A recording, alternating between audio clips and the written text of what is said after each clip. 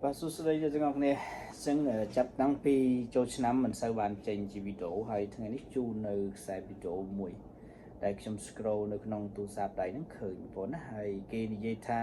don't sit at the table where they talk about other because when you get up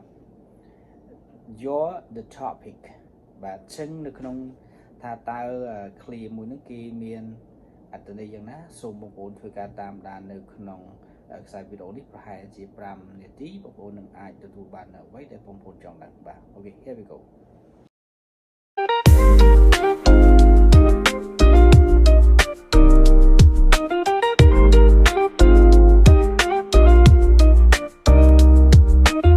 អូខេអញ្ចឹងបន្តកុំឲ្យខាតពេលយូរវេលាដល់បងប្អូនទាក់ទងទៅនឹងពាក្យថា don't sit at the table where they talk about others នៅក្នុងគ្រាហ្នឹងគេចង់និយាយចង់ជម្រាបជូនបងប្អូនថាសូមធ្វើការឬក៏គុំអង្គុយតុរួមតុជាមួយនឹងបុគ្គលដែលចូលចិត្តនិយាយដើមអ្នកដទៃ because when you get up នៅពេលដែលអ្នកឯងក្រោកចេញអ្នកនឹងคลายទៅជាប្រធានបទរបស់ពួកគេសម្រាប់ក្នុងការនិយាយជាមួយនឹងបុគ្គលទី3ទៀតបាទនេះគឺជា clear ដែលខ្ញុំលើកជូនជម្រាបជូនបងប្អូនដោយសារតែសង្គមយើងសពថ្ងៃនេះគឺសម្បូរប្រភេទបុគ្គលបែបអញ្ចឹង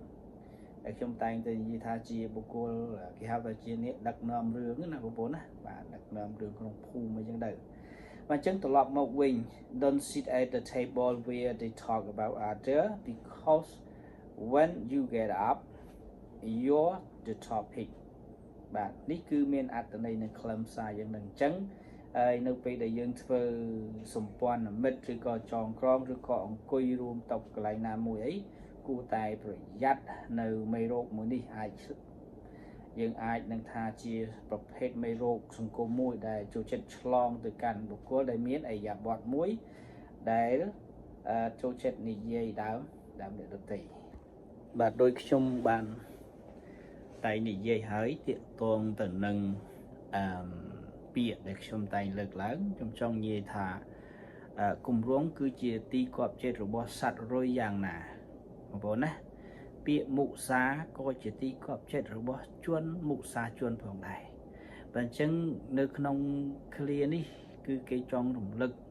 និងដាស់តឿនបងប្អូនឲ្យធ្វើការមានការប្រុងប្រយ័ត្នជៀសវាងនៅការជជែករឿងអ្នកដទៃដែលឥតបានប្រយោជន៍ហើយបំភ្លេចចោលនៅកិច្ចការងារអភិវឌ្ឍដល់សមត្ថភាពខ្លួនឯង